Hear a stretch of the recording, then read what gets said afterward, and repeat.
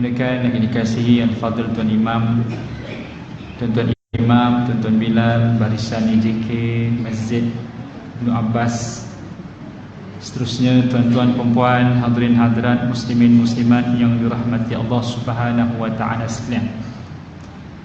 Kita bersyukur pada Allah Taala diberikan peluang dan kesempatan untuk bertemu pada malam-malam yang berbahagia seumpama ini.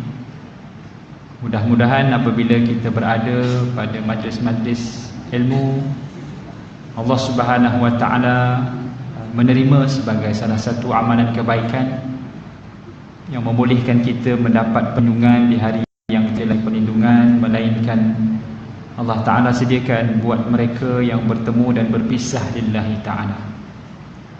Selawat dan salam ke atas junjungan Nabi kita Muhammad sallallahu alaihi wasallam, tidak lupakan kepada ahli keluarga baginda serta para sahabat, para tabi'in, para tabi'in, dan juga doa yang berpanjangan buat seluruh kaum muslimin yang berada di Syria dan di Palestin, di Myanmar, di Thailand, di Yaman, di Filipina, di seluruh dunia, agar Allah Ta'ala berikan kekuatan dan kemenangan, dan sekiranya mereka gugur di medan pertempuran, kita mengharapkan agar Allah Ta'ala tempatkan mereka terhormat.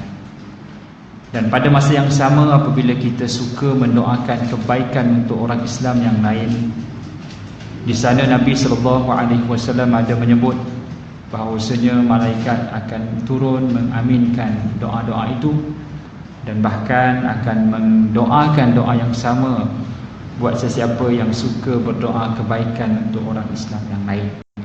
Maka ibu-ibu, ayah-ayah, banyakkanlah kita berdoa kepada Allah untuk orang lain. Mudah-mudahan doa yang sama diaminkan oleh para malaikat untuk diri kita. Tuan-tuan, perempuan, hadirin hadirat, muslimin muslimat yang dirahmati Allah, kita berada di ambang bulan Ramadan, yang pada siri kuliah yang lalu saya dah bawa satu topik, iaitu melihat kembali antara doa yang kita panjatkan dalam bulan Ramadan, yang mana doa-doa itu mestilah dizahirkan dengan perbuatan. Apalah artinya kita berdoa kepada Allah tapi perbuatan kita, akhlak kita, segala perkara yang kita lakukan mengundang kemurkaan Allah Subhanahu wa taala. Jadi pada malam ini kita nak tengok di manakah dia dari sudut perspektif Nabi sallallahu alaihi wasallam yang disebut sebagai orang-orang yang paling baik. Juga tajuk ni telah saya kupaskan pada pertemuan yang lalu. Namun nak menjelang bulan Ramadan, suka saya nak bawa agar kita sama-sama refresh balik antara amalan yang boleh kita lakukan yang simple, tetapi dia punya reward, ganjaran dia, Nabi iktiraf kita sebagai sebaik-baik manusia. Bila Nabi dah iktiraf kita sebaik-baik manusia, dan Allah sebut wa ma yantiqu 'anil hawa in huwa illa wahyun yuha, Nabi tak menyebut melainkan benda yang diwahyukan oleh Allah Ta'ala semata-mata. Maka marilah kita sama-sama ambil periktibaran golongan-golongan yang Nabi sebut sebagai khairun ummah, khairun nas wa khairukum, sebaik-baik manusia. Pertama, kata Nabi SAW, yang digelar sebagai sebaik-baik manusia adalah digelar sebagai orang yang belajar dan mengajarkan Quran. Seperti mana yang Nabi SAW sebut dalam sepotong hadis, khairukum man ta'allama al-Quran wa 'allamahu, Sahih Al-Bukhari. Sebaik-baik di kalangan kita yang dalam surau hari ini, akan ada yang terbaik dan ada yang kurang baiknya. Pertama, kriterianya adalah hubung kait kita dengan Quranul Karim. Kalau kita nak jadi yang terbaik, maka dengan Quran mesti akrab, mesti jangan segan-segan. Dan kita selalunya bulan Ramadan baru kita nak start belik Quran, nak start baca Quran, baru nak start join halaqah Quran. Padahal benda tu mesti berterusan. Makhraj huruf, kan kita dah sentuh dah itu makhraj huruf. Surah Fatihah, manakah mad lazim kalim ghairil maghdubi alaihim waladdallin. Mesti 6 harakat, tak boleh kurang. Ya. Beza dia antara huruf zai dan zal, beza dia antara huruf sin dan tha, beza dia antara huruf kha dan gha. Semua itu membawa erti yang besar kerana setiap huruf ada hak yang perlu ditunaikan. Ya, kalau kita baca alhamdulillah, ada le salah. Alhamdulillah, dan menyentuh pangkal gigi, bukan menyentuh langit. Du, alhamdu, sedikit salah sebab dal menyentuh pangkal gigi atas. Du, ya. Itu bab makhraj huruf. Apatah lagi bab tajwidnya pun sama. Apatah lagi bab hafalan Quran pun sama, ya.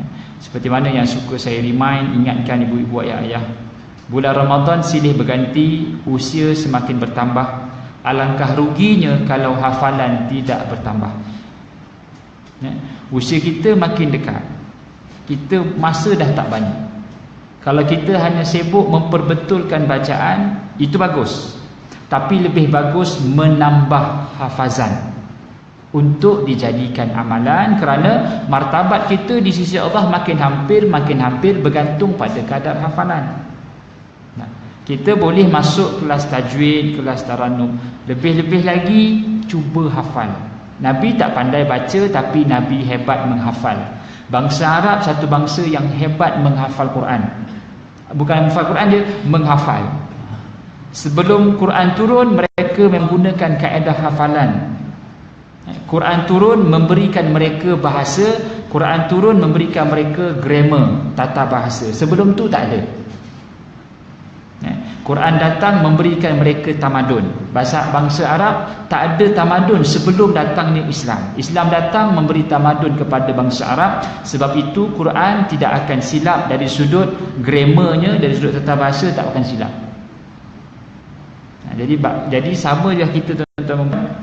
Kalau hafazan kita masih takut yang lama, bulan Ramadan ini jadikan sebagai kickstart. Ambil satu surah dulu, letak azam tiap-tiap habis Ramadan ini, satu surah baru yang membezakan kita dengan Ramadan yang lalu. Sebab Nabi sebut sebaik-baik manusia yang belajar Quran dan mengajarkannya. Kalau tak boleh belajar, kalau tak boleh mengajar, jangan, tak ada inisiatif kan. Kita boleh hire orang, ustaz, saya bayar ustaz sebulan, ustaz duduk dekat surau tu, atau ustaz pergi rumah anak yatim mengajar anak yatim tu, kami 10 orang nak sponsor ustaz sebulan RM1,000. Ustaz duduk di situ, kami bayar gaji. Ustaz datang hari-hari lepas asar pukul 4 sampai pukul 6, ajar je anak yatim tu baca Quran. Kita tak pandai baca Quran, tapi kita ada ekstra duit yang boleh kita allocatekan untuk bayar seorang ustaz untuk pergi hujung kampung ajar rumah anak yatim. Kita still dapat manfaat mengajar Quran. Adal alal khair kafa'ilih. Orang yang mengajar, orang yang suruh orang lain buat baik, dia dapat pahala sama banyak dengan orang yang buat tu. Jadi jangan lepaskan ibu-ibu, ayah-ayah, peluang bulan Ramadan ini bulan yang untuk kita pulun membaca Quran dan hubungan dengan Al-Quran mesti akrab. Satu, kata Nabi SAW, siapakah dia orang yang terbaik? Kita mesti jadi tahu. Ni cakap bukan cakap saja, mesti ada tindakan lepas ni. Sebab kita kalau nak makan pun nak makan terbaik, nak minum pun teh tarik mesti terbaik kan? Rumah pun nak rumah terbaik, kereta pun ada terbaiknya, upgrade setiap tahun. Rumah pun ada extension, tambah depan, naik atas, tambah cucu, tambah ke atas. Kereta pun daripada Proton naik Honda, daripada Honda naik Mercedes, lepas tu tukar Alphard. Kereta pun berkembang jadi lebih terbaik. Kita punya hidup mesti terbaik, mesti jadi terbaik. Kedua, kata Nabi SAW, jadikan sebagai amalan kita sama, tuan-tuan, kita azam agar kita boleh beramal. Inna min khiyarikum ahsanukum akhlaqan. Sebaik-baik manusia adalah orang yang memperelokkan akhlak dia. Kita semua biasa, tapi lepas ni kita cuba tukar sikit menjadi orang yang lebih baik. Baik dari sudut percakapan, baik dari sudut muamalat, baik dari sudut persepsi. Kita jadi orang yang lebih baik. akhlak. Bahkan Nabi SAW sebut orang yang paling hampir dengan aku dalam syurga adalah orang yang paling baik akhlaknya. Nabi sebut, ana za'im bi baitil a'lal jannah liman hassana khuluqah.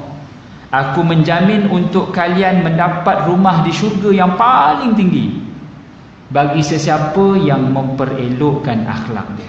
Bukan akhlak yang paling elok, yang cuba jadi lebih elok. Contohnya dia seorang pemarah, tapi hari itu dia kata aku tak nak marah hari ni. Dia tahan. Dia nak cakap dia tahan. Dia dapat reward. Dia sedang membina sebuah rumah di syurga paling tinggi, kata Nabi SAW. Sama juga hadis tu ada 3. Nabi sebut ana za'im bi baiti rabbil jannah, wa ana za'im bi baitil wastil jannah, wa ana za'im bi baitil a'lal jannah. Nabi sebut aku jamin sebuah rumah di pinggir syurga, dan aku jamin sebuah rumah di tengah syurga, aku jamin sebuah rumah di syurga yang paling atas. Di pinggir syurga orang yang mengelakkan perbalahan walaupun hak dia diambil. Dia boleh bergaduh tapi dia malas nak bergaduh. Dia pilih untuk maafkan, selesai. Yang kedua, orang yang mengelakkan penipuan walaupun sekadar nak bergurau. Dia tak mau menipu. Bergurau pun tak mau menipu. Dia dapat rumah, kata Nabi, aku jamin dia rumah di tengah syurga. Dan orang yang paling atas syurganya, rumahnya adalah orang yang memperelokkan akhlak. Kita jenis kaki baran ke, cakap lepas ke, suka mengumpat, hari tu nak masuk bulan Ramadan, kita ubah akhlak kita jadi lebih baik. Bukan sekadar kita punya pahala puasa pun lebih berkualiti, malah kita punya martabat di sisi Nabi juga terangkat sampai di martabat syurga yang paling tinggi. Jadi marilah sama-sama kita pasang niat menjelang bulan Ramadan ini, kita nak jadi insan yang lebih baik daripada sudut percakapan, perbuatan maupun perception. Dan kita ni kadang-kadang terlalu banyak negativity. Kan asal orang komplain je, kita lah terima. Terlalu banyak negativity, kita tarik negativity. Cuba kita jadi orang yang positif, kan? Kita ubah paradigma kita, tuan-tuan perempuan, ubah cara kita lihat, kita akan ubah cara punya respon. Contohnya macam cawan ni ada dekat atas meja ni. Siapa pun datang dia akan pandang dengan yang berbeza. Ikut profession lah. Kalau contohnya seorang itu dia tukang siap surau, dia kata apalah orang ni guna cawan ni tak reti simpan dahulu. Itu siap. Datang Bilal, ini siapa pula dah guna cawan ni tak reti nak basuh. Itu siap punya, kan? Ini mungkin ustaz punya ni, dia pun basuh, dia letak balik. Itu siap. Datang seorang tukang sampah, kata oh ini sampah ni, dia pun boleh buang. Datang seorang yang musafir, dia tengok cawan, oh ini bagus cawan ni, kalau aku bawa untuk musafir kan senang nak minum, nak cebok apa kan. Jadi perception kita bertukar mengikut pada profession kita. Jadi kita tukar menjadi orang yang positif. Apa sahaja yang kita terima, kita cuba pandang daripada sudut yang lebih baik. Apa kebaikannya? Begitu kan, dia jadi macam mata lebah. Jadi ada 2, satu mata lalat, satu lagi mata lebah. Kalau kita pilih untuk jadi mata lalat, di kawasan bunga-bungaan pun kita akan cari tai kucing. Mana tai yang guna cari? Itu lalat.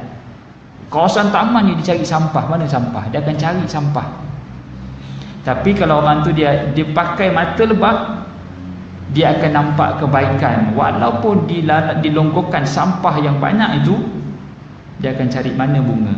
Dia cari cendawan, dia isap bunga. Tak. Jadi apa sahaja mulai bulan Ramadan ini, kita jadi orang yang lebih baik. Kita fikir tu kita tapis. Kita jadi orang yang lebih baik dari sudut akhlak, sebab kita sedang membina blok-blok batu rumah kita di dalam syurga. Bukan susah pun, cuma perlu sedikit pengorbanan. Tahan mulut, tahan cakap, kita kena manage expectation, perception kita, manage kawan. 2. Yang ketiga, kata Nabi SAW, siapakah dia khairun nas, sebaik-baik manusia adalah, kata Nabi SAW, yang tadi itu hadis sahih Bukhari, yang ketiga ni pun hadis sahih Bukhari, adalah khairukum ahsanukum qada'a ayyu inda radil qard. Sebaik-baik manusia adalah orang yang membayar hutang tepat pada masanya. Kita ada hutang dengan orang tak? Ada, maka bayar. Sampai hari ini, siapa lagi orang yang belum kita selesaikan hutang? Bayar. Kita boleh simpan hutang, kita boleh delay payment hutang, bahkan kita ada dia punya jadual pembayaran. Kalau hutang dengan bank tak apalah, dia tak ada perasaan kan? Hutang dengan bank mana ada perasaan, kita delay dia denda lah, macam biasa. Dan kita cepat bayar, dia tak appreciate pun kan? Tapi hutang dengan kawan, dengan member, dengan adik-beradik, dengan pakcik makcik, kita bayar. Jangan confident halal, halalkanlah ya kan? Halal. Kita pula minta halal. Kita masa berhutang lembut gigi daripada lidah, tang nak halalkan tu kita minta, boleh tak halalkan hutang itu? Sebelum minta halal, kumpul duit dulu. Nah, ni duit dia, halal ke tidak? Aku halalkan. Itu tak apa. Tapi selalunya bila duit dah depan mata, Assalamualaikum lah nak halalkan kan, tak dapat halal pun. Tapi barang siapa yang menghalalkan hutang, pahalanya lebih besar daripada sedekah. Orang yang menghalalkan hutang, pahalanya lebih besar daripada sedekah. Satu sedekah, kata Allah Subhanahu Wa Taala berfirman, orang yang bersedekah ni seumpama menanam sebiji benih yang akan tumbuh sepohon pokok, dan daripada pokok itu akan tumbuh 7 tangkai, yang setiap tangkai itu akan mencambahkan 100 biji benih yang sama macam kita tanam tadi. Maksudnya satu equivalent to 7 times 100. Satu sama dengan 7 kali 100 kali keberkatan. Satu kebaikan, satu infak, satu sedekah yang kita buat, seumpama 1 nisbah 700 dari sudut kebaikan yang kita akan dapat. Bukan duit. Ustaz, saya dah sedekah dalam tabung masjid RM10. Saya ingat tahun ni saya dapatlah pulangan RM7,000 je. Dia tak jadi sipil macam tu. 7,000 tu datang dari sudut manfaat kehidupan. Kita tak sakit, kita umur panjang, kaki kuat pergi masjid, boleh tadah kitab, mata segar, tajam. Kita patutnya kena sakit musim sejuk ni, demam, dah tak demam sebab banyak infak kan? Ada seorang sahabat jumpa Nabi sallallahu alaihi wasallam. Sahabat ni dia ahli keluarga kepada ahli sufah. Ahli sufah ni adalah orang-orang yang duduk di luar Madinah, datang ke Madinah, duduk dalam Masjid Nabawi. Dan Masjid Nabawi, tepi makam Nabi tu, kalau tuan-tuan pergi Masjid Nabawi, tepi makam Nabi tu, belakang makam Nabi, ada sedikit dataran yang ditinggikan. Di situlah tempat ahli sufah duduk. Ahli sufah ni orang yang luar Madinah, datang duduk bermalam di masjid. Macam kita tengok jemaah tabligh duduk di tepi masjid, begitulah keadaan ahli sufah. Kerja mereka duduk berzikir. Berzikirlah. Sebab tu nama sufi tarikat ni kan, sufah tu asalnya daripada perkataan sufah, al-sufah. Maka datanglah sufism, sufi, yang tarikat yang berzikir. Sebab orang ni duduk dalam masjid dan kerjanya berzikir siang malam. Maka ahli keluarganya datang, wahai Muhammad, aku nak komplain pada kamu. Pasal apa? Nabi pun tanya, pasal apa kamu nak komplain? Ahli keluarga ahli sufah pun beritahu, aku nak komplain wahai Muhammad, aku kerja siang hari, malam hari ni ahli sufah ni, ahli keluarga aku ni, dia kerja dia menghabiskan harta aku. Aku kerja siang hari, malam hari dia habiskan. Aku kerja siang hari, malam hari habiskan. Cuba nasihat dia sikit wahai Rasulullah, supaya dia keluar mencari kerja kan? Kalau kita fikir, confirm Nabi akan marah yang pemalas tu. Malas sungguh kamu ni, pasal apa tak kerja kan? Tapi tindakan Nabi tidak begitu. Nabi kata apa? Mungkin sebab dia makan harta kamu malam tadi, kamu masih lagi diberikan umur sampai hari ini.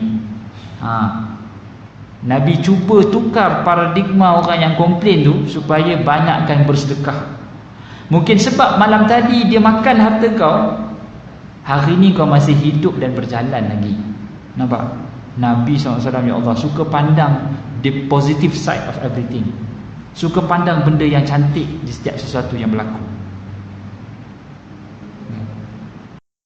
Kita kalau tengok dah, kau tak payah makan harta ayah, kau keluar pada rumah ni, kecil-kecil aku dah besarkan kau kan, dah kahwin minta lagi duit kat aku kan. Kita kalau dengan anak, Anak tu dah besar, dah kahwin, kita suruh buat apa? Kau pergi cari rumah sekarang, bagi setiap bulan 500. Mujurlah bagi. Kalau tak bagi, jangan minta duit. Kan? Kita anak dengan harta, masa kecil kita sayang anak, sayang harta. Tapi bila dah besar, kita sayang harta, tak sayang anak. Kalau anak tu besar, dia mengambilkan harta, kita suruh dia, kau jangan nak ambilkan harta aku. Kan? Kita suruh dia keluar. Sebab tu Allah letakkan dalam Quran, bila sebut tentang harta dan anak, Allah akan utamakan harta. Al-malu wal banuna zinatul hayatid dunya. Harta dan anak-anak perhiasan dunia. Allah mulakan harta, baru sebut anak. Sebab anak dan harta, cinta pada harta tidak terbatas, cinta pada anak terbatas. Pada usianya kecil kita sayang, bila dah besar kita hantar universiti, kita ketak bibir lah, habis duit aku. Bila dia kahwin, hai, habis lagi duit aku. Bila dah kerja, dah kahwin, hai, bila kau nak bagi duit, aku dah besarkan kamu ni kan. Kita minta duit pula. Kalau tak bagi duit tu pun kira boleh tahan lagi, jangan habiskan duit. Bayangkan Nabi SAW boleh respon kepada seorang ahli keluarga, ahli sufah itu. Mungkin kamu sedekah malam tadi, kamu diberikan pahala, kamu dipanjangkan umur, ditambahkan rezeki sampai hari ini. Tuan-tuan, mungkin keberadaan kita sampai hari ini sebab ada harta kita ataupun kebaikan kita yang orang dapat manfaatnya. Sebab tu orang yang umur panjang, kita selalu duduk dengan dia. Apa? Pakcik apa yang masa muda yang pakcik buat? Dia akan share kebaikan, cerita-cerita masa tu. Oh mungkin lah, sebab tu Allah panjangkan umur dia, sebab banyak kebaikan yang diberikan pada manusia. Cuba katalah tak ada manfaat kita pada manusia, berarti dah tak, kita pun dah tak perlu hidup di dunia ni. Sebab kalau kita ada pun, duit tu tak mengalir, kita simpan di dalam bank. Dengan sebab kita mati, akhirnya duit tu mengalir pula dengan faraid. Sebab tu hati-hati kalau kita kedekut. Takut-takut Allah nak alihkan duit tu, Allah pastikan kita sakit supaya boleh guna duit tu untuk beli ubat. Boleh guna duit tu untuk benda lain. Kalau kita mati, duit tu terus mengalir jadi faraid ataupun sedekah pada anak pinak ataupun waris. Jangan itu, jangan simpan duit, banyakkan bersedekah. Apatah lagi kalau hutang dengan orang. Ada duit extend rumah, ada duit tukar bumper kereta, ada duit beli emas, tapi hutang tak bayar. Kalau hutang tak bayar, kata Nabi SAW, aku tak solat jenazah sampailah ada orang jamin hutangnya diselesaikan, baru Nabi takbir Allahu Akbar 4 kali. Hutang dengan manusia kalau tak selesai, Nabi SAW sendiri tak solat jenazah untuk orang tu. Jangan kita menyemai perasaan kebencian sama manusia. Kalau ada duit, bayar hutang. Itulah sebaik-baik manusia. Khairukum, sebaik-baik kamu adalah orang yang bayar hutangnya tepat pada masanya. 4. Kata baginda SAW, siapakah dia sebaik-baik manusia? Ini Ramadan ni kita pulun sama-sama, ibu-ibu ayah. Khairukum man yurja khairahu wa yu'min syarrahu. Sahih At-Tirmidzi. Sebaik-baik manusia adalah orang yang terasa aman dengan keberadaan dia dan berasa aman daripada kejahatan dia. Dia ada, orang seronok, bersyukur. Dia tak ada, orang sedih. Dia ada, orang kenang jasa dia, baik orang dia. Dia tak ada, orang sedih. Alah, tak ada dah haji tu. Kalau dia ada, mesti senang kerja kita. Dia lah orang yang buat juru audit masjid kita ni. Dia kira-kira, dia balancekan akaun. Allah, dah tak ada orang macam ni, macam mana lah kita ya. Biar kita tak ada, orang kenang baik. Cuba tanya, kalau katalah esok kita meninggal, ada tak orang kenang baik kita? Kalau tak ada, masih belum terlambat untuk meninggalkan kebaikan kita pada orang lain. Buat wakaf ke, buat sekolah ke, bagi kepada anak yatim ke, buat yayasan ke. Biar kita ada, orang seronok. Kita dalam kawasan kejiranan, jangan sampai orang menyampah. Kita lah dalam jiran tu, kita lah pengotornya, kita lah suka buat bisingnya, kita lah parking meratanya, kita lah punya kucing bersepah beraknya. Ada. Biar kita ada, orang seronok. Bagus Haji Nia. Pagi-pagi dia sapu habis hujung jalan tu dia sapu sampah. Bagus orang dia. Dia mentang-mentang dia ex-askar, ex-army, memang dia jenis pagi-pagi sapu sampah. Sampai hujung jalan pun dia sapu kata ni. Kan bagus. Orang appreciate keberadaan kita. Ada seorang haji tu, ya Allah, dia jamban masjid tu dialah yang bersihkan. Kan kita licin, jamban masjid tu dialah punya kerja. Licin terus memang berkilat-kilat. Kita jamban rumah kita yang jamban masjid biar lantak pergi. Tak ada flash pun biar macam tu je. Saya tak nak flash katanya. Kalau katalah kita meninggal dunia pada hari ini, orang kenang kita, itu tanda kata Nabi orang itu baik. Jangan sampai kita meninggal, orang buat kenduri seronok. Alhamdulillah Ustaz, tumbang kambing kita meninggal. Punyalah orang seronok meraihkan kematian seseorang itu sampai tumbang kambing. Berarti teruklah orang tu. Kita ada orang seronok, kita hilang orang sedih. Itu tanda orang baik. Macam Sayyidina Osman, sebelum meninggal dunia, banyak harta dia, masih lagi banyak manfaat. Di Masjid Nabawi itu banyaknya wakaf Sayyidina Osman. Sebahagian besar tapak Masjid Nabawi itu adalah milik Sayyidina Osman. Sayyidina Osman wakaf kan. Sampai ke di Madinah tu ada jalan Syar'i Uthmani, jalan Sayyidina Osman. Sayyidina Osman wakaf kan. Ada telaga Sayyidina Osman. Sayyidina Osman wakaf. Wakaf tuan-tuan dan puan, pemecah monopoli ekonomi Yahudi zaman Madinah. Orang Islam datang Madinah, tengok orang telaga-telaga ni, perigi-perigi ni milik orang Yahudi. Maka Sayyidina Osman kata kita mesti pecahkan monopoli, sebab bila mana orang-orang Yahudi pegang telaga-telaga ni, dia main harga. Bila orang Islam nak ambil, dia letak harga mahal. Bila orang Yahudi ambil, dia letak harga murah. Bila orang Islam ambil, bayar dulu, ambil kemudian. Jadi terpaksa ambil juga pasal nak air. Sebab di Madinah tak ada telaga, tak ada air Zam-Zam macam Mekah. Jadi Sayyidina Osman kata apa? Dia jumpa seorang pemilik telaga. Dia kata apa? Wahai Yahudi, izinkan aku sewa telaga ini selang sehari dengan kamu, tapi aku bayar sewa full sebulan. Kalau nak bagi, mungkin dia tak bagi sewa, sebab dia tengah profitable punya bisnes. Mana orang nak sewa-sewa. Tapi Sayyidina Osman ni bijak. Tak apa wahai Yahudi, aku bayar sewa full, tapi aku ambil hari selang sedi dengan kamu. Orang Yahudi tu kata ini sudah bagus. Milik pun masih aku punya, tapi hari pun masih lagi dapat. Maka di saat Sayyidina Osman pegang telaga tu, hari tu dia buat announcement pada semua orang. Wahai orang Islam, hari ini aku wakafkan perigi ini kepada semua orang Islam. Siapa nak ambil silakan. Jadi berduyun-duyun dah orang Islam ambil hari yang Sayyidina Osman pegang. Hari keesokan harinya orang Yahudi seorang pun tak datang. Pasal mereka tengah tunggu hari lusa untuk ambil air free. Hari keempat seorang pun tak datang. Pasal orang tengah tunggu hari kelima air free. Last sekali orang Yahudi tu pun rasa rugilah. Aku menyesal betul. Last sekali dia offer, wahai Sayyidina Osman, engkau beli je lah telaga aku ni.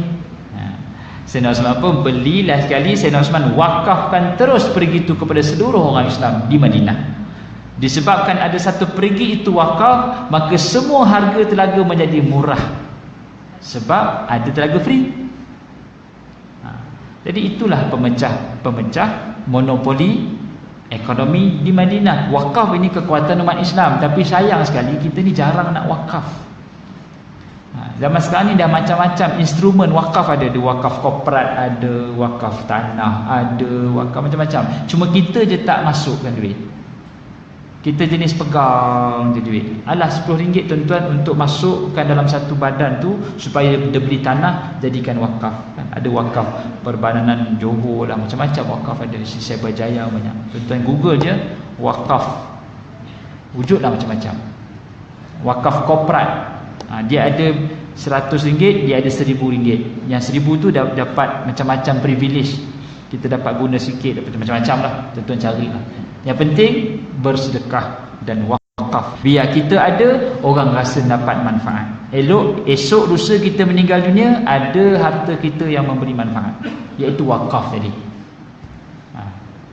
Harta kita kalau kita simpan saja beku dalam tu tuan-tuan, esok kita meninggal dunia tak sempat nak agihkan, tak jadi juga. Nak harapkan anak kita faraidkan harta tu, taubat lahum tuan-tuan, tak selesai. Bergaduh lagi ada. Berapa ramai yang level tuan-tuan yang masih bergaduh harta mak ayah dia. Mak ayah dia dah zaman bila dah, dah bercucu, dah bercicit dah, masih tak selesai mengurusan harta mak ayah sendiri kan? Sebab tidak ada penama.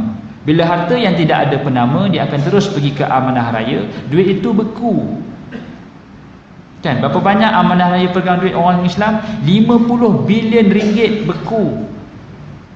Bukan 2.6 bilion, 50 bilion tau. 2.6 bilion pun kita dah, banyaknya. Ini 50 bilion. Tuan-tuan tahu setiap hari kita cucuk ATM tu RM5,000. Setiap hari katalah kita pergi ATM machine, cucuk keluarkan RM5,000, cucuk keluarkan RM5,000, cucuk setiap hari selama 1400 tahun, tak sampai pun 2.6 bilion tau. Lamanya setiap hari boleh collect duit. Ini 50 bilion sangkut dekat amanah raya sebab orang Islam lemah dari sudut agihan duit. Cari duit pandai, cairkan duit tak pandai. Apalah susah sebelum meninggal dunia tulis surat, wahai lawyer, harta aku di luar negara, Abdul Wahab yang punya. Kan senang. Harta ayah di dalam negeri, Abdul Wahib yang punya. Rumah pusaka yang cantik ini, Abdul Wahib yang punya. Titik. Hantar ke lawyer, seret, kuat kuasa setelah ayah meninggal dunia. Selesai. Kan? Kita pun dapat pahala hibah, kita pun dapat pahala sedekah. Kan? Dah tak payah pening. Ini kan nak pening, anak pun pening, anak punya harta pun tak selesai lagi, dah bergaduh harta kita esok. Anak perempuan tak nak sama banyak, anak lelaki nak faraid, anak perempuan nak sama banyak, memang tak selesai. Anak lelaki kata, boleh kau nak ikut Quran ke? Quran kata lelaki 2 bahagian, perempuan 1 bahagian, jangan lebih-lebih pada Quran. Kan? Anak perempuan kata, abang ni tang faraid nak tang harta nak minta ikut Quran pula kan. Tang lain tak nak ikut Quran pula. Tang solat tak nak ikut Quran, tang zakat tak nak ikut Quran, tang harta nak ikut Quran. Mana boleh, saya yang jaga arwah mak tahu, kata anak perempuan. Memang tak dapat lah. Memang tak selesai. Bila nak selesaikan? Tuan-tuan yang boleh selesaikan harta sendiri. Balik rumah sekarang sebelum tidur, apa kata kita senaraikan harta kita? Ya, banyak harta kita ni. Senarai. Banyak juga harta aku ni. Kalau meninggal dunia tak sempat convert jadi saham akhirat, rugi. Convert jadi saham. Buat penama, selesai. Hantar kat lawyer, trustee, jalan.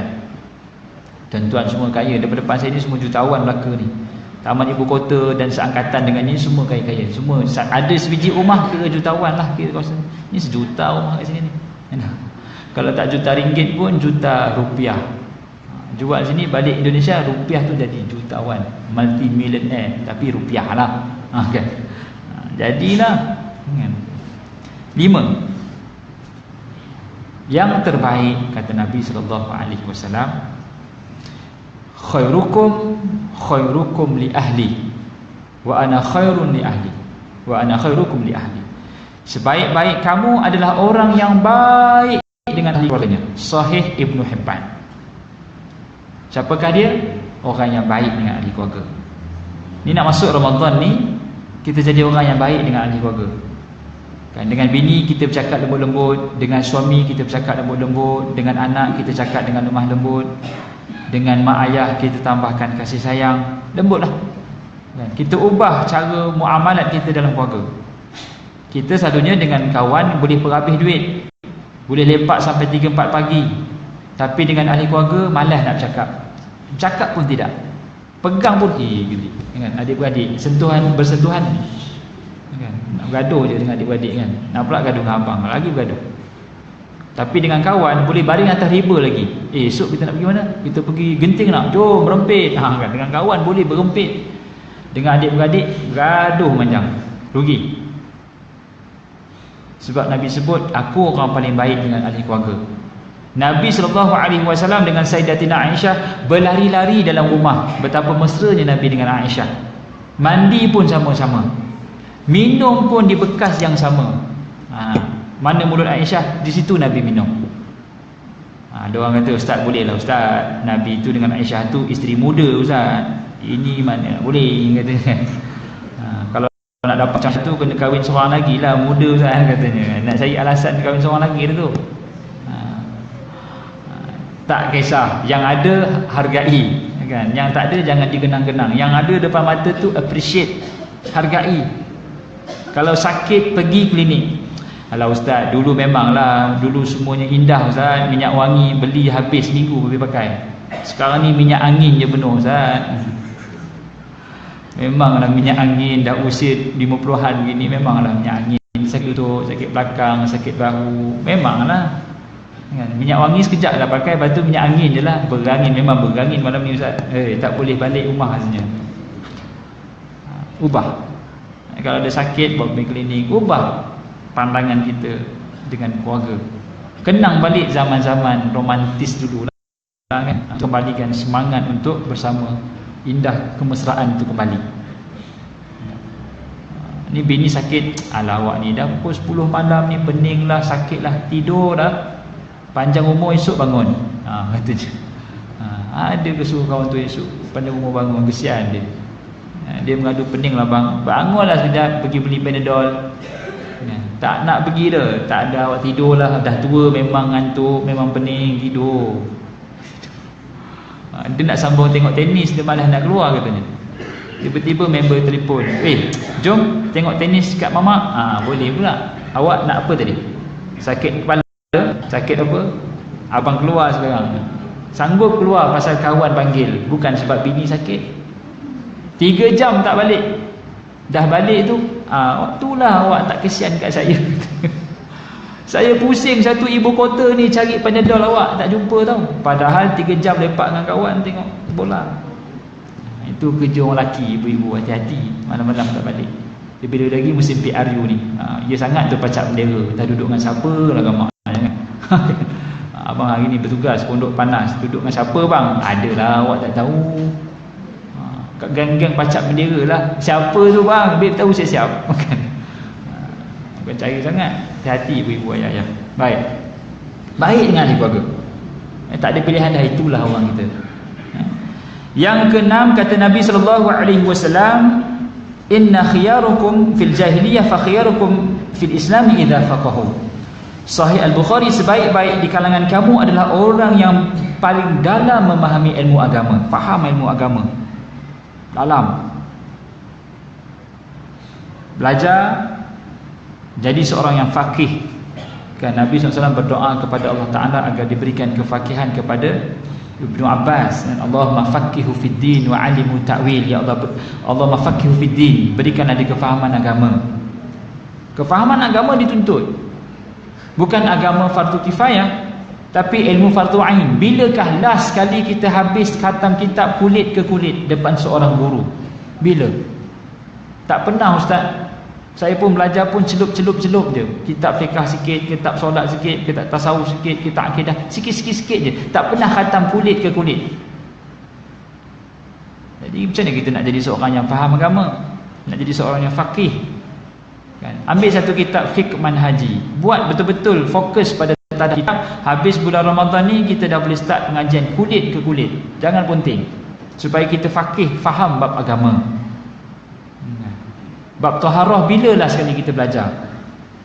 Kan beza di antara najis. Ada yang tak tahu lagi beza di antara nanah. Kan nanah, tak tahu apa hukum nanah. Melecet, apa hukum melecet? Dia pakai stokin, kaki dia melecet. Air melecet tu air apa?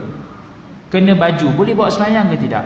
Darah ni, nanah ni, muka jerawat, boleh ke tidak bawa sembahyang? Contohlah, itu budak muda punya kerja lah. Orang tua tak ada berjerawat pun. Kalau berdarah mengalir, macam manakah keadaan kita nak selesaikan? Benda-benda fiqh ni perlu mengaji lah. Kadar kitaran haid, ini budak muda punya kerja lah. Kadar kitaran haid bagi seorang isteri, apakah minimum kadar kitaran haid? Ada yang tak tahu. Hari esok nak kahwin, hari ni tak tahu lagi kadar kitaran haid seorang isteri, tak tahu. Bagi tanya suami lah. Kita tanya suami, bakal suami, apakah kadar kitaran haid seorang wanita? Tak tahu. Apa yang tahu? Saya tahu kalau berdarah je cuti. Kalau 30 hari berdarah, cuti 30 hari. Cuti 30 hari, biar betul. Mesti ada minimum maksimum. Saya minimum maksimum minyak motor je saya tahu, minyak perempuan saya tak tahu. Minyak motor tahu kadar maksimum minimum. Kan? Minyak perempuan tak tahu. Masalah tu. Nak kahwin esok ni. Ayolah. Panggil menantu, panggil pakcik, sekolahkan menantu ni. Dia tak tahu mesti kadar minimum maksimum haid seorang wanita. Pakcik pun tak tahu katanya. Makcik dah lama menopause tau, mana pakcik nak tahu. Oh ya ke? Pakcik kena kahwin seorang lagi ni baru sedar, baru tahu. Oh itulah tu ustaz, betul lah ustaz. Oh gitu. Itu saja alasan dia lagi tu nak kahwin seorang lagi. Faham agama ni kata Nabi orang yang baik. Faham agama tanda orang tu baik. Jadi kita kena jadi orang yang baik ni dengan faham agama lah. Faham agama agar dia akan memastikan kita terkawal dan terpandu dengan agama.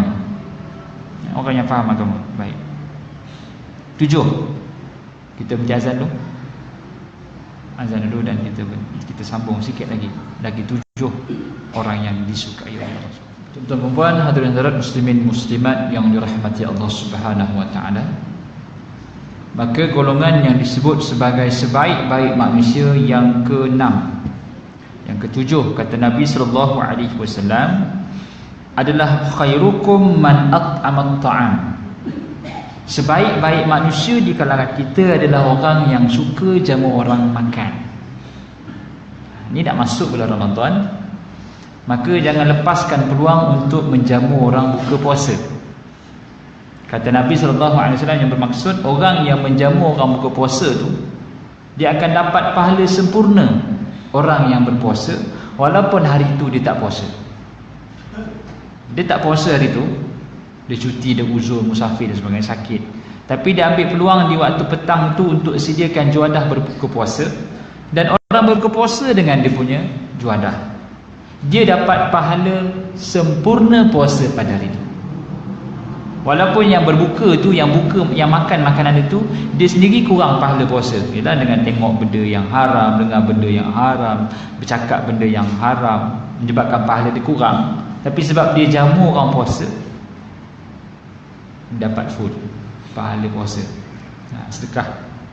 Dan bulan Ramadan ni bulan infak. Sedekah banyak-banyak tuan-tuan dan puan. Jamu orang makan. Dalam keluarga Nabi SAW, Hashim, Abdul Muttalib, Abu Talib, mereka ni adalah orang yang memegang tenda makan di kota Mekah pada musim haji. Orang yang datang nak menunaikan haji di Mekah, maka Hashim lah dan Abdul Muttalib, keluarga Hashim ini orang yang memegang tenda makan, memecah-mecahkan roti. Sebab tu nama dia Hashim. Hashim ni orang yang pecahkan, patahkan roti. Roti Arab memang keras. Dia tak macam roti Melayu ataupun roti kita, ataupun roti canai, tak boleh. Okay. Roti Arab keras. Bila panas memang sedap makan. Bila dah sejuk sikit boleh jadikan alas tempat duduk. Bila dah keras sungguh, maka boleh gulung, boleh baling anjing. Anjing datang gigit, baling roti tu. Ataupun buat kayu baseball, libas. Keras, memang keras. Kalau nak makan, panaskan atas dapur balik, boleh makan balik. Itu special roti Arab. Maka Hashim tugasnya memang mematahkan roti. Hashim kahashiman tadruhur riyah, kata Allah Subhanahu wa taala dalam suratul Kahfi, seumpama daun yang kering yang hancur berterbangan. Hashim hancur. Maka bagi orang makan ni besar pahala dia. Boleh start buat paket-paket kecil ke rumah tu, atas nama Masjid Ibn Abbas tu, letak 3 biji dalam paket kecil, staplekan, buat sikit ucapan selamat menyambut Ramadan, distribute free. Perjalanan tu agihkan juga orang. Sini banyak orang, situ ada pasar macam. Kat bazar tu pun boleh letak satu meja kurma nasi lepas, sedekah daripada jemaah sini. Bagikan, bagi. Kalau tak boleh, masa buka puasa tu potlah letak makanan kita. Beli sikit makanan di bazar, letak di masjid. Siapa yang dapat makan lah. Ataupun tak boleh, kita pergi ke bazar Ramadan, kita terus pergi jumpa kat orang kedai yang menjual tu. Berapa total semua jualan hari ni? Ini satu bungkus RM3, selalunya 100 bungkus saya jual, lepas tu saya nak bungkus dah. Nah, ni RM300, Tutup kedai, bungkus siap-siap, orang datang bagi je. Kan? Kita pergilah kedai mana-mana dekat bazar Ramadan tu, bayar dia terus hari tu punya jualan, kita bayar dia pun dah seronok bila tutup kedai, segala bungkusan yang dia dah siap tu tinggal distribute dekat orang. Orang datang je bagi, orang datang je bagi. Pun boleh juga.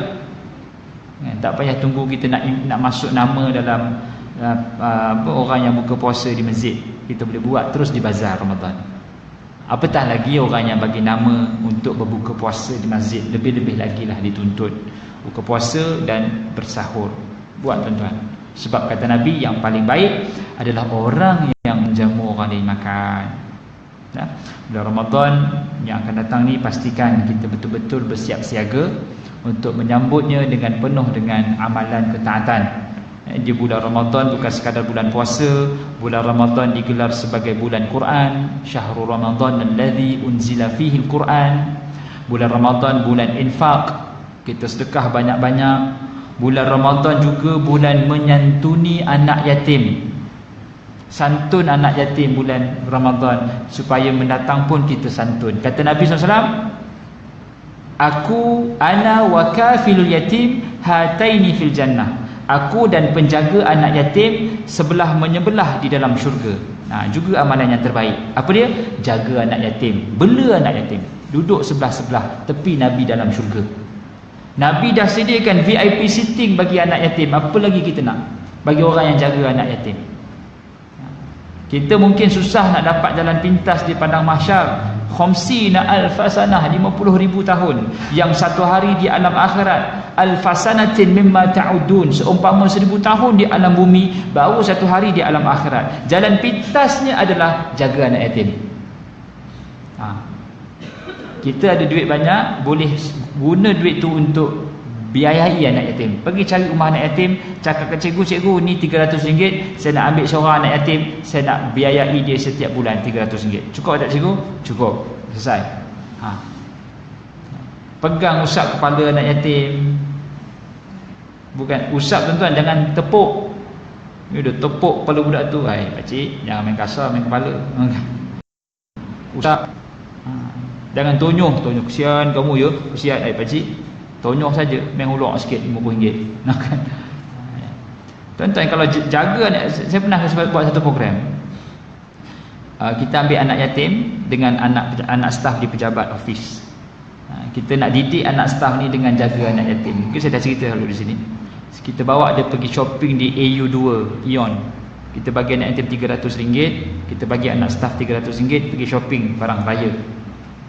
Habis shopping, anak yatim tu datang, pakcik nah pulang balik RM100. Anak staf datang, pakcik nak lagi RM300. Anak staf tengok anak yatim punya berbelanja, dia terkesan. Kesian, dia orang ni belanja cukup sana. Tu nak kau katanya. Cuba mengajar belajar sikit cara anak yatim hidup. Dia tersedar. Selama hari ni dia tak appreciate pun bapak dia. Tapi dia tengok anak yatim yang tak ada mak ayah ni bagi RM300 pulang balik RM100, yang dia ni minta lagi RM300 on top of RM300 tu, rasa tersedar pun. Masa nak buka puasa macam tu juga. Kita suruh anak yatim ni, anak staf order lah. Dia pun order macam-macam, chicken chop lah, buka puasa, chicken chop lah, ayam lah, ikan, semua ada. Air fresh orange, air apple, air asam buih kedondong, semua ada lah. Datang ke anak yatim, kau ada pula. Pakcik, saya nak nasi putih, saya nak kicap, saya nak telur goreng. Cukup. Tertampar kali kedua anak staf. Kau tengok budak ni macam mana nak yatim, hidup dia macam mana. Kau dengan air kedondong lah apa, makan tak habis. Kena lagi anak staf. Seronok lah pak dia. Elok ustaz, buat selalu ustaz, buat hari-hari sikit. Kalau dengan bapak dia bercakap, memang takluk dengan anak yatim tu kena sekolah tu. Jaga anak yatim, dia mencerahkan masa, dia cerahkan mata-mata kita bahawa betapa susahnya anak yatim dan betapa syukurnya kita hidup dalam penuh dengan kesempurnaan. Mudah-mudahan menjelang Ramadan akan datang, kita jadi insan yang lebih baik untuk beramal, dan pasangkan niat doa banyak-banyak agar diberikan kesihatan, dan jangan jadikan bulan Ramadan ini bulan yang terakhir, tapi jadikanlah ianya bulan Ramadan yang terbaik yang pernah kita alami. Apa yang baik itu datang pada Allah Ta'ala, yang kurang itu datang daripada kelemahan diri saya. Aku qauli hadza wa astaghfirullahaladzim li wa lakum wa billahi taufiq wal hidayah. Assalamualaikum warahmatullahi taala wabarakatuh. Sama-sama akhiri dengan tasbih kafarah dan suratul As.